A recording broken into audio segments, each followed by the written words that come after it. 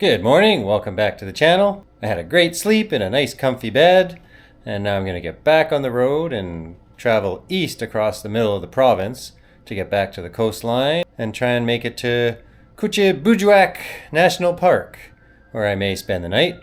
And then I'm going to start heading north from there. There's a little island on the northeastern part of the province that I want to hit up, and that is called Mosquitoes Island, and that is north from the national park. We'll see how long it takes me to get to the national park and if I spend the night there or start working my way north. Otherwise, I just have to drag my stuff down to the bike. There's no elevator, so it's manual labor on the stairs, and then I'll pack up and hit the road.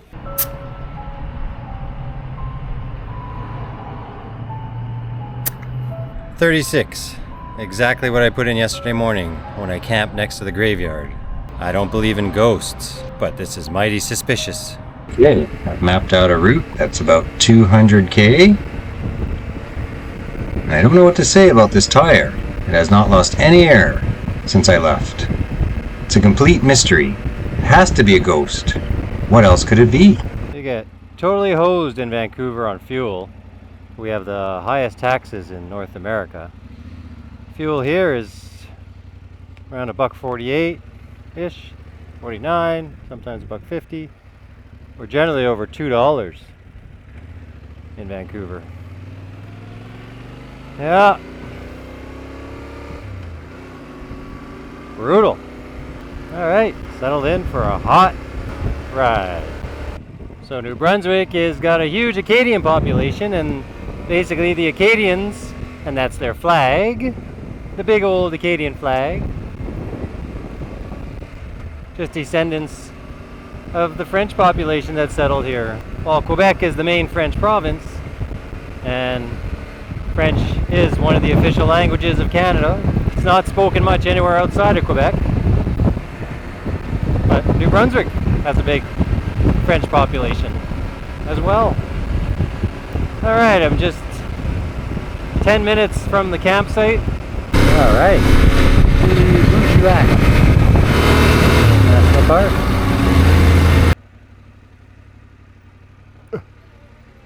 Hey, how's it going?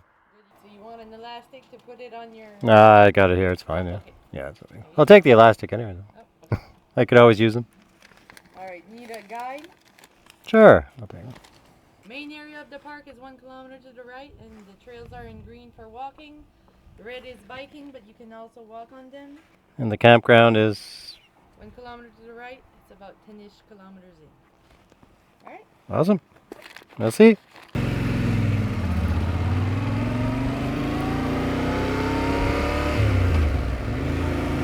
Alright, it's 28 degrees. That was the longer, boring 200 kilometers to get here. Basically fairly flat and straight. Nothing exciting going on. So let's check out the park.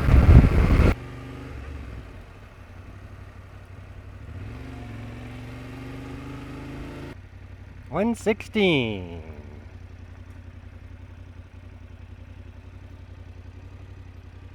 Alright, a quick tent setup and then go. I think there's a beach hike. We're 26 degrees in the trees. This is Kelly's Beach, and there's a boardwalk that goes across the inlets to the far side to the wide open ocean. See how far I can walk along the beach there. Here is the beach. Here is the ocean. Here is more beach. Here is me on the beach by the ocean.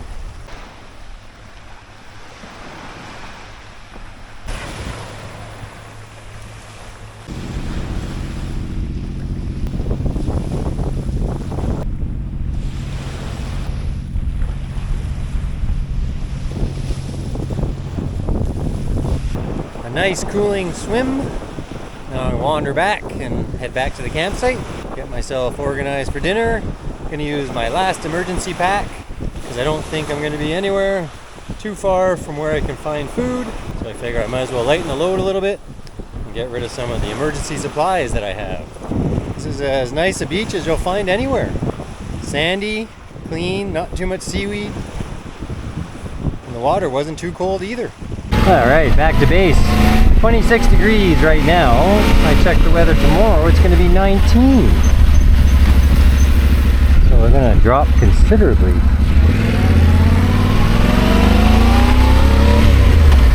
Only a couple of minutes away from where I'm camping. Here's my little camp spot. Probably have a fire later, but maybe not. There's a fire ban until 8 p.m. That's almost bedtime. The thermocell is going to get a good workout because the mosquitoes are pretty bad. Right now I'm just going to go grab a shower, come back and look at my emergency supply dinner. Bison chili. And once again, the heaters don't work because they're expired. So I have to heat it up the old-fashioned way. Okay, it got dark on me super fast while I was making dinner, so it's really dark and I'm only using this light to say goodnight.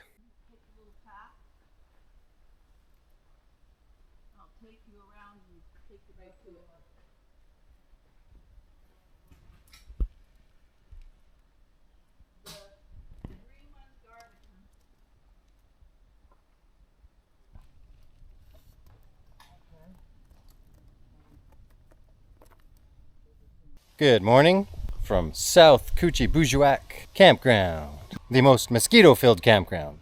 It's pretty bad, so I gotta make this quick because I'm getting eaten alive. It was really warm last night. I didn't even sleep in my sleeping bag. I basically had it open the whole night and didn't even get that midnight chill that you normally get when you're asleep. It's not supposed to be nearly as hot today, only around 20 degrees. And my goal today is to get up to the northeastern corner, and there's a Mosquitoes Island, it's called. I think I mentioned it yesterday. Mosquitoes! Alright, I have a great story to tell about the campers they just left who were next to me last night. I'll have to tell it on the road because I'm getting eaten alive. Nothing left behind. Alright. Some housekeeping notes before I get to the great story. The back tire has not lost any air since I camped next to the graveyard and it was flat in the morning. I put a touch of air in the front tire that was just a little bit low, but nothing I'm concerned about. Went for a quick little jog this morning. Got some fitness in. I got 60 kilometers to what looks like a coffee shop, so I can get myself a cappuccino that I didn't have yesterday. So last night, this over half empty campground, a camper pulls up next to me in the spot, and it's got a BC plate. And the guy gets out, and before I even looked at him, I said, I never expected to see another plate from BC. And then he's like, I've seen you on the road. And I say, oh my God. So a month and a half ago when I was in Manitoba, the night that the bike tipped over in the middle of the night and fell on me in the tent, I had camped next to this couple and was having a beer with them. And it was the same couple. So from a month and a half ago, with my zigzaggy, all over the place route, not even knowing where I'm going to be, and those people not really knowing where they're going to be, somehow, not only do we end up in the exact same spot, but right next to each other again. I don't even know what to say. Like, that's basically impossible. Out of this entire half country, that we could end up in the exact same spot at the exact same time. Crazy! Absolutely crazy. I better go buy a lotto ticket. Okay, today's ride hopefully will be a bit more interesting than yesterday's long, straight, boring, nothing ride. But for now, 59 kilometers to Cappuccino. We're at a comfy 18 degrees. It's supposed to be cloudy today, but not calling for any rain that I saw. Coastal weather though, you never know.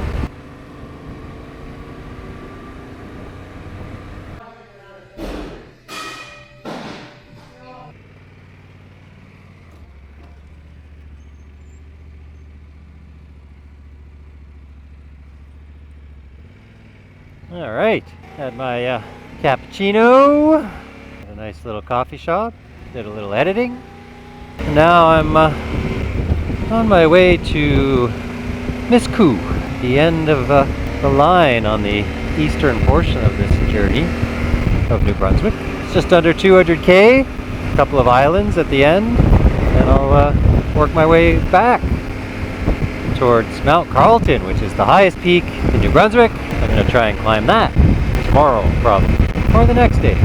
I've hit some rain, so I stopped in some house that has a cover so I could batten down my hatches and get everything squared away. There's a town not too far down the road, and so I'll try and make it there and maybe find a covered spot to grab something to eat. It's early afternoon. I've got 62 kilometers to the end of the line, and the rain's supposed to stop in about an hour, so hopefully that is accurate. And then some sun to pop out to dry me out. And as soon as you stop, you get annihilated by mosquitoes. Okay, the rain has stopped, and I just had the most pathetic burger at Kouchibouguac. It was like the tiniest little thing. I think you get better burgers at like a baseball tournament barbecue. 40 kilometers to the end of the road at Mosquitoes. The rain should be done. Looks like it's supposed to be clear tomorrow.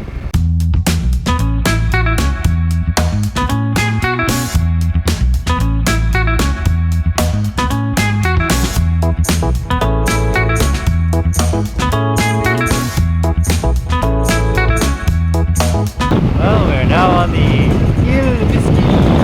20 kilometers to the end of the line.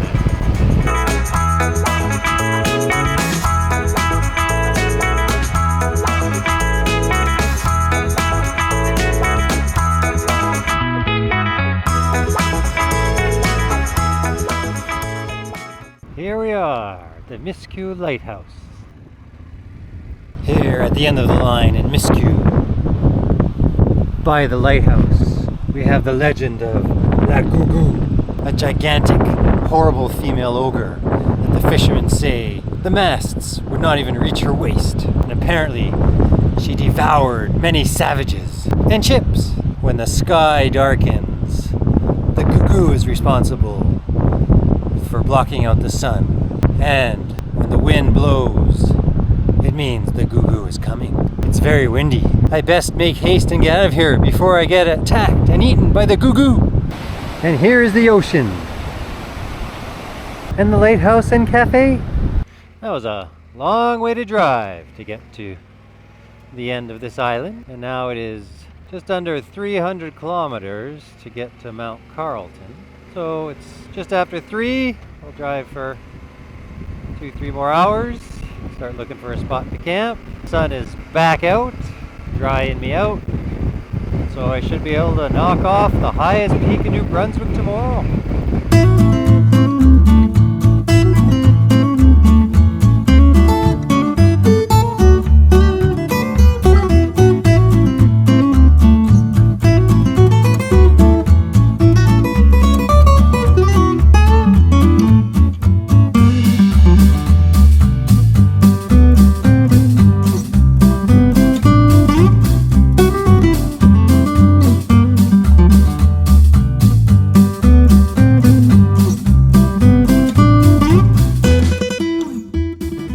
I caught the tail end of probably that rainstorm that I got stuck in earlier.